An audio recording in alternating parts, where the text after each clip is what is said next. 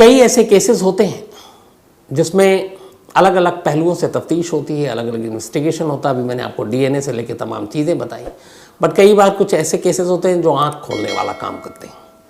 जैसे किसी कत्ल के मामले में किसी सांप का डीएनए हो, ख़ासतौर पर कोबरा का। किसी कत्ल के मामले में जो एक्सपर्ट हो सांप का, वो अदालत तक पहुँचे, उसके बाद वो बताए कि ये कौन सा सांप है, इसका मिजाज कैसा है, ये बिना गुस्से के नहीं काटता, ये रात को नहीं काटता, जब तक को छेड़े नहीं काटता। ऐसी तमाम छोटी छोटी चीज़ें और फिर अदालत के सामने रखी जाए और उसके बाद केस का फैसला हो, और फैसला भी ऐसा अनोखा कि शायद इससे पहले ऐसा कोई फैसला हुआ ही नहीं। कहानी केरल की है। केरल में एक जगह है अंचल। इसी इलाके में एक परिवार रहता था, उत्तरा। एक 25 साल की महिला। उत्तरा के घर वाले ठीक ठाक पैसे वाले लोग थे, उनका लेदर का बिजनेस था। एक मैट्रिमोनियल साइट पर उत्तरा के माँ बाप उत्तरा के रिश्ते के लिए एक इश्तिहार देते हैं। इसी इश्तिहार के ज़रिए सूरज नाम का एक शख्स उनको अप्रोच करता है। सूरज एक बैंक में मुलाजिम था, बैंक में काम करता था, लेकिन उत्तरा के मुकाबले फाइनेंशियली थोड़ा कमज़ोर था। दोनों एक दूसरे को देखते हैं, उसके बाद एक दूसरे का बैकग्राउंड चेक करते हैं। उत्तरा के घर वालों को लगता है लड़का ठीक है, नौकरी भी ठीक ठाक है बैंक में, और इसके बाद 2019 में दोनों की शादी हो जाती है। शादी के बाद सब कुछ ठीक चल रहा था। शादी के 1 साल बाद ही इन दोनों को एक बेटा होता है। लेकिन बेटा होने के बाद अब अचानक सूरज थोड़ा थोड़ा बदलना शुरू हो जाता है। घर वालों ने दहेज में उसे बाकायदा नई कार दी, बहुत सारे सोना दिए और बाकी भी चीज़ें दी महंगी महंगी। लेकिन उन्हीं दहेज में कुछ ऐसी चीज़ें भी थी जिसकी मालकिन उत्तरा थी, उसी के नाम पे था। इसके अलावा उत्तरा का एक LIC था, एक पॉलिसी थी उसका, जो अच्छी खासी रकम की थी। अब सूरज थोड़ा लालची, उसे लगा कि ये उत्तरा के घर वाले बड़े अमीर हैं, अगर उत्तरा उसकी ज़िंदगी से निकल जाए तो उसकी सारी दौलत का मालिक वो होगा, बाकी भी पैसे मिलेंगे, बेटा चूँकि उसके पास है तो उसके दादा दादी भी उसकी मदद करेंगे और वो फिर किसी और लड़की से शादी कर लेगा। अच्छा, उत्तरा की एक प्रॉब्लम थी कि वो लर्निंग नई चीज़ें बहुत मुश्किल से सीखती थी। एक तरह की अलग सी एक बीमारी होती है, तो उसका इलाज भी चल रहा था और घर वाले बाकायदा उस इलाज के लिए हर महीने सूरज को 8,000 रुपये अलग से देते थे कि तुम हमारी बेटी का ख्याल रखना, चूँकि पैसे वाले थे। लेकिन अब इधर उसके दिमाग में लालच घर कर गया कि उत्तरा से पीछा छुड़ाओ, एक नई शादी करो, फिर से दहेज मिलेंगे, तो लालच का कोई अंत तो होता नहीं। अब उसने सोचना शुरू किया कि उत्तरा को कैसे रास्ते से हटाएं जिससे ससुराल वालों को शक भी ना हो कि उसका कत्ल हुआ है और सारे पैसे उसे मिल जाएं, पुलिस तक भी बात ना पहुंचे। अब उसने इंटरनेट पर सर्च करना शुरू किया, तमाम तरीके उसने सोच लिए कत्ल के। उसे लगा नहीं, इसमें लूपहोल से इसमें फंस जाएंगे, इसमें गड़बड़ हो सकता है। आखिर में सर्च करते करते उसने पाया, एक स्टडी रिपोर्ट थी कि सबसे ज़्यादा केरल में सांप पाए जाते हैं और उसके काटने के केसेस भी बहुत होते हैं। हालांकि पूरे इंडिया में हर साल शायद एवरेज जो है 40,000 लोग स्नेक बाइट से मारे जाते हैं, सांप के काटने से, और केरल में सांप आम बात है, और ये केरल के ही थे। अब इसने केरल में ही फिर सांप के बारे में रिसर्च करना शुरू किया, तो पता चला कि सबसे ख़तरनाक कोबरा होता है। अब इसने कहा कि ठीक है, उसके बारे में और भी जानकारी हासिल करनी शुरू की। अब इंडिया में सांप का बिजनेस अवैध है, इलीगल है। आप सांप जो है खरीद नहीं सकते, अवैध है। लेकिन अब उसने आइडिया निकाल लिया कि ऐसा काम करें कि किसी को पता ही नहीं चले। उसे लगा कि अगर कोबरा से अपनी बीवी को डसवा दूं तो फिर शायद किसी को शक नहीं हो, और सांप के काटने से तो बहुत सारी मौत होती ही रहती है उस इलाके में, क्योंकि आमतौर पर वहाँ सांप काफ़ी पाए जाते हैं।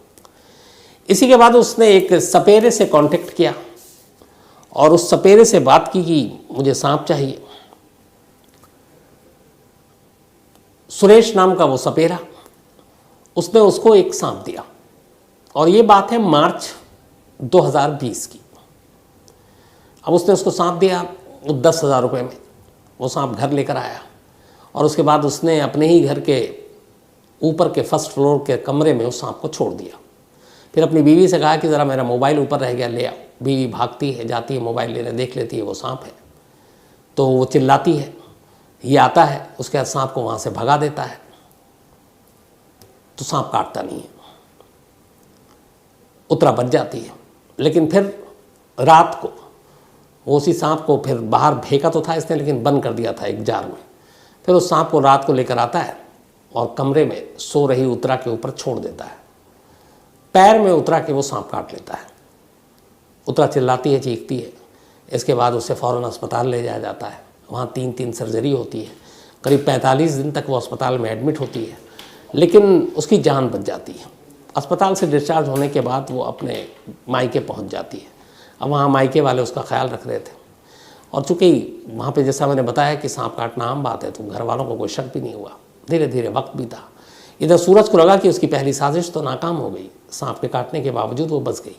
अब वो उसी सुरेश सपेरे के पास दोबारा जाता है और कहता है कि मुझे ऐसा खतरनाक सांप दो जिससे बचने की कोई उम्मीद ही ना हो। इस बार वो कोबरा खरीदता है। कोबरा को एक प्लास्टिक के जार में बंद करता है, उसमें सिर्फ थोड़ा सा छेद करता है ताकि वो सांस ले सके, दम घुटने से सांप मरे नहीं। और उस डब्बे को एक बैग में डालकर अभी अपने ससुराल पहुंच जाता है। ससुराल पहुंचता है, 7 मई 2020 की ये बात है। मार्च में एक अटेम्प्ट हो चुका है उत्तरा, लेकिन किसी तरह बच गई लंबे वक्त तक अस्पताल में रहने के बाद। अब ये ससुराल पहुंचा, ससुराल में जाकर अपनी बीवी के कमरे में सोया। बेटा जो था वो दादा दादी के पास सो रहा है। अब रात को ये चुपचाप से उठा, इसने जार खोला और उस सांप को जहाँ पे उत्तरा सो रही थी छोड़ दिया। लेकिन रात का वक्त था, वो उसके शरीर से उतर कर फिसल कर सांप इधर उधर भागने लगा। अब उसे लगा ये क्या, वो खास छड़ी और डंडा भी लेकर आया था, सपेरे ने उसे बता रखा था। उसने फिर उसको पकड़ा और उसको ऊपर वापस दोबारा छोड़ा। फिर सांप में बिना डसे हुए उत्तरा के शरीर से नीचे फिसल कर इधर उधर कोना ढूंढने लगा। उसने तीसरी बार पकड़ा और इस बार उसको गर्दन से पकड़ लिया। गर्दन से पकड़ने के बाद अब वो उसका मुंह उत्तरा के पास ले गया और उत्तरा का एक हाथ उस मुंह के करीब ले गया। इस बार कोबरा को गुस्सा आ गया और उसने डस लिया। डसने के बाद अब उसके कोबरा को इसने वापस जार में रखा। इससे पहले उसने ये किया था कि जब उस रात 7 मई को उत्तरा सो रही थी, सोने जा रही थी, तब उसने जूस में उसको बेहोशी की दवा मिला दी थी, ताकि अगर सांप को देख ले तो चीखे चिल्लाए नहीं और शोर ना मचाए और सांप अपना काम आसानी से कर ले। तो एक तरह से वो गहरी नींद में थी, उससे कुछ होश ही नहीं था, पता ही नहीं था, और इसी बेहोशी के आलम में उसने कोबरा से अपनी बीवी को डसवा दिया। अब सुबह हो गई, सुबह काफ़ी देर हो गई, उत्तरा उठी नहीं। ये उठकर बाहर के अपना कमरे से बाहर निकला सूरज, लेकिन तभी उत्तरा की माँ कमरे में गई तो उसने देखा कि उसकी बेटी सो रही। उन्होंने आवाज़ दी, हिलाया डुलाया, वो उठी नहीं। उन्हें लगा ये क्या, शोर मचाया। फिर उन्होंने कहा कि तुमने नहीं देखा? सूरज से पूछा कि ये सो रही है या बेहोश है या क्या है?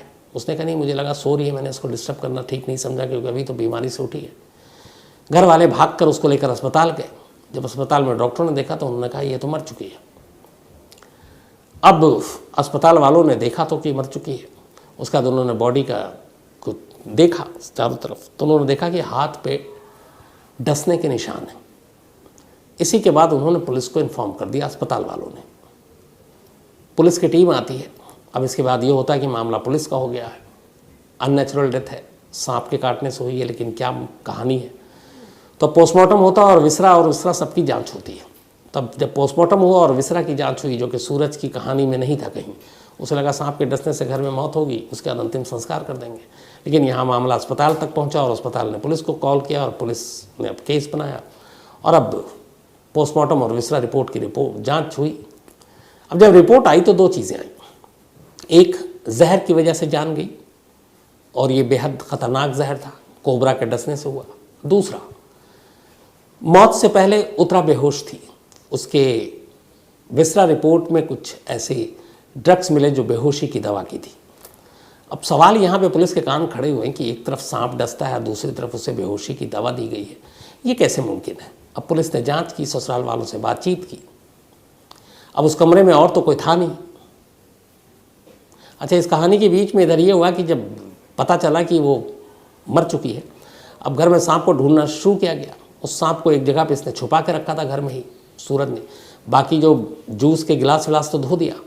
उसके बाद उसने उस कोबरा को मार भी दिया खामोशी से उसी घर के पास, ताकि लोगों को लगे कि यही कोबरा था, इसी ने डसा था और मार भी दिया। अब पुलिस ने इसके बाद तफ्तीश की, घर का वो पूरा कोना छाना मारा कि देखें यहाँ से कुछ सबूत मिले। तो उसी घर के प्रांगण में उनको वो कोबरा मरा हुआ भी मिलता है। अब पुलिस उस कोबरा को उठा लेती है। अब यहाँ सांप के डसने से एक मौत हुई थी, पुलिस इस कोबरा को भी अस्पताल भेज देती है और एक केस प्रॉपर्टी के तौर पर उस मुर्दा कोबरा को रख देती है। अभी तक तफ्तीश हुई, घर के अंदर और कोई था नहीं, सिर्फ उतरा थी और उसका पति सूरज था। किसी और के ऊपर शक जा नहीं सकता था। इधर ससुराल वालों ने बताया कि सूरज जब से बेटा हुआ थोड़ा बदला है। बीवी जब 45 दिन अस्पताल में थी तब भी उसने ठीक से ख्याल नहीं रखा। अब पुलिस को लगा कि कुछ गड़बड़ है, पर पुलिस ने खामोशी से, हालांकि उसने अपने सारे कॉल डिटेल सब डिलीट कर दिए थे, उसे पता था, उसने इतने इंटरनेट पर सर्च किया सारी चीज़ें, लेकिन पुलिस ने फिर सारी चीज़ें निकाली, उसके पुराने मोबाइल जो डिलीट किया उसको रिट्रीव किया और करते करते आखिरकार पुलिस को सुरेश का नंबर मिला जो एक सपेरा था।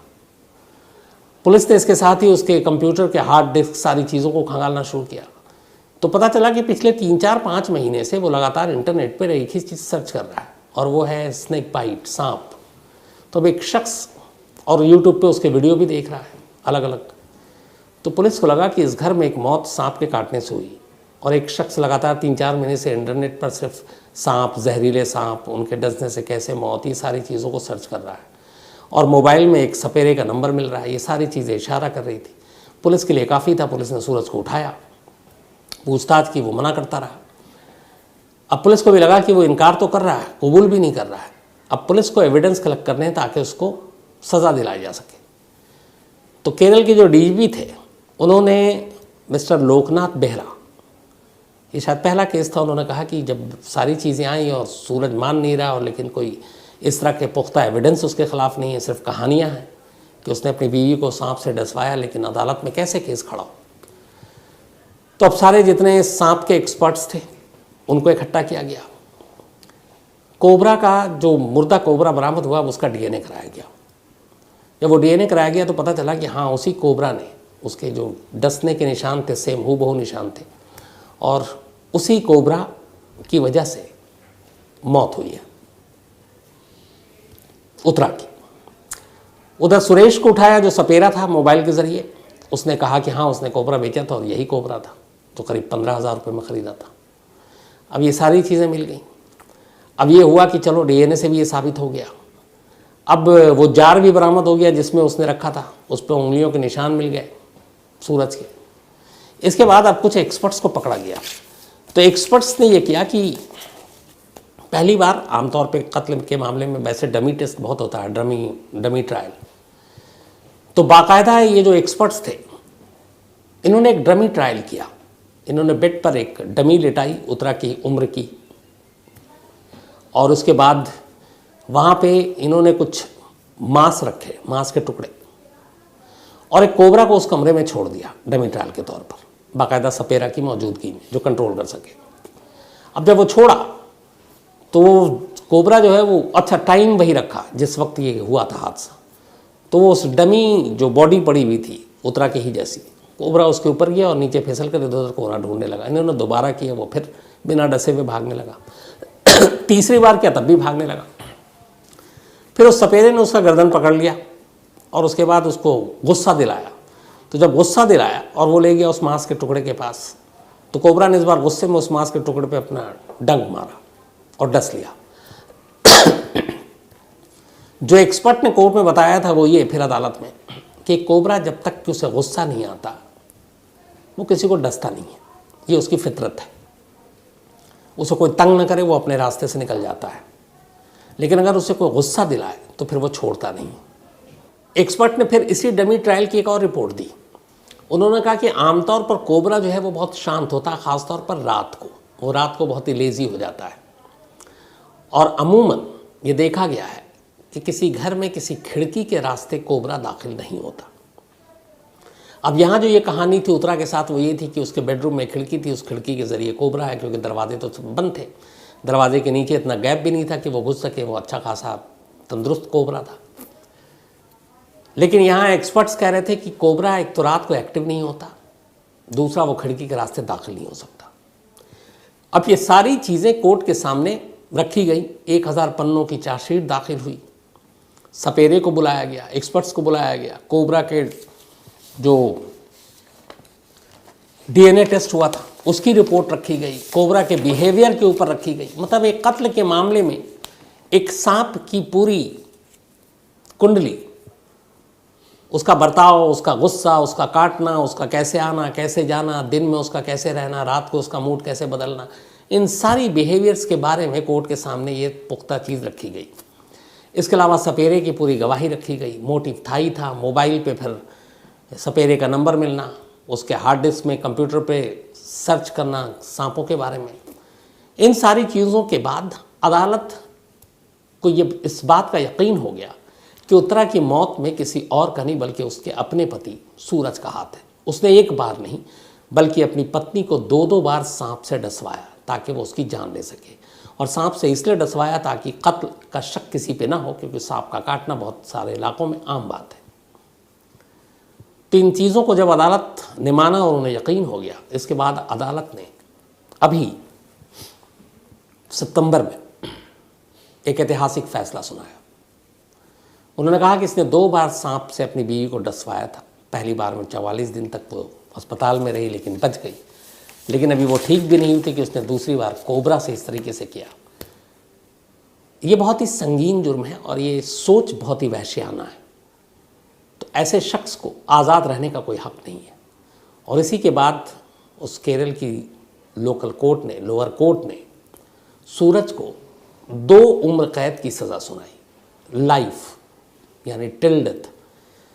तो 2-2 उम्र कैद, ज़िंदगी एक है, उम्र कैद 2 है। तो 2 उम्र कैद की सज़ा है, मतलब अब वो जब तक ज़िंदा है तब तक 4 दीवारी के अंदर रहेगा, जीते जी बाहर नहीं आएगा। लेकिन ये लोअर कोर्ट का फैसला अभी हाई कोर्ट और फिर सुप्रीम कोर्ट बाकी है। लेकिन ये अपने आप में एक ऐतिहासिक फैसला है कि इस तरीके से एक सांप से डसवा कर अपनी बीवी के कत्ल के मामले में किसी अदालत ने एक शख्स को 2-2 उम्र कैद की सज़ा सुनाई, साथ ही 5 लाख रुपए जुर्माना भी सुनाया। अब ये मामला हाई कोर्ट में जाएगा, उसके बाद क्या होता है आगे देखते हैं। तो ये थी आज की कहानी।